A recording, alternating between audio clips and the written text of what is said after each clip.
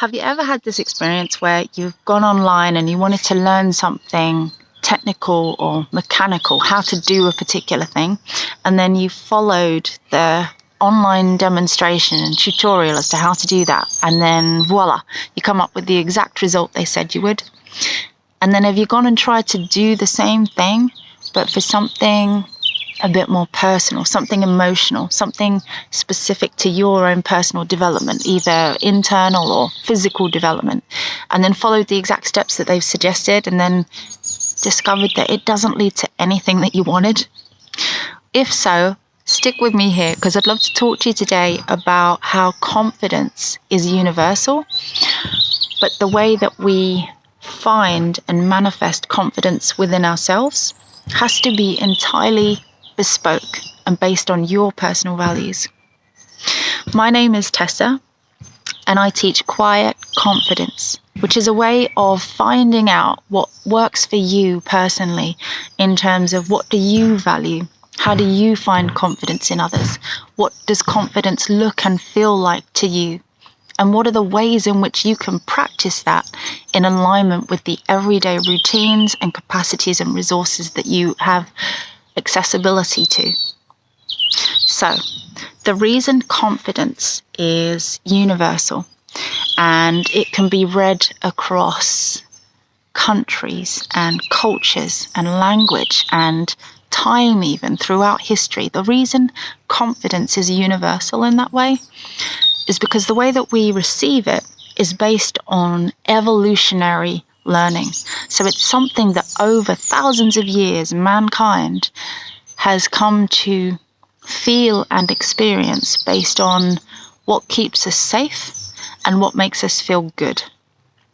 So that's why you don't need to speak the same language as someone who's expressing something confidently to be able to read that they're confident, because you can see it, you can feel it. It's embodied in that person. So confidence is universal. However, the way that we come to have confidence has to be entirely bespoke, because it's based on the values that you as an individual uniquely manifest within yourself. And those values will be something that has come about through all of your life experiences, and a lot of it will be set in childhood based on the pain-pleasure principle, based on your upbringing, based on the way your parents treated you, what they said was right and wrong, your sense of ethics and morals, your sense of your standing in the world and in the community and in your family unit, the way that you were raised, the family unit around you and what values those people had. And then as you grew up, your values, your bespoke personal values would be built upon the kind of experiences you had growing up and the outcomes of those experiences, and even the value that you placed on those outcomes. So you can have two people having the same life experience, getting the same outcomes, and one person can think of that as something advantageous, and another person can see it as something that was really uncomfortable and painful and made them feel bad about themselves. So your personal values are formed so intricately and based on such bespoke and personal experiences and elements of your character that that's why the way that you feel confident, the way that you understand your values, has to be bespoke to you. So although there are tons of books and online tutorials and practices and principles as to how you should feel confident and build confidence and self-esteem and self-development and things like this, whilst there's great value in all of those resources, and I highly recommend you tap into them,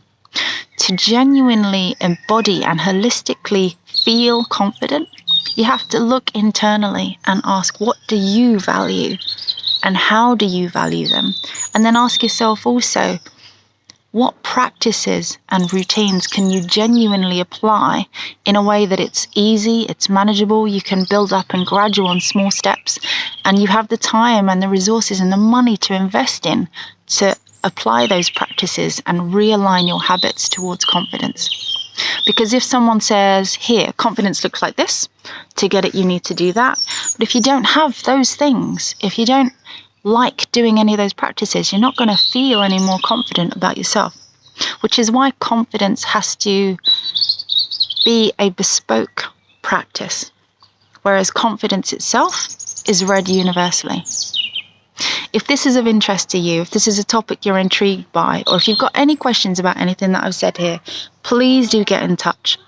I love hearing about people's experiences and what works for them and what doesn't, and how it might be easier for them to get to where they want to be by learning a bespoke method that works for them in terms of building up self-esteem, personal power, and confidence.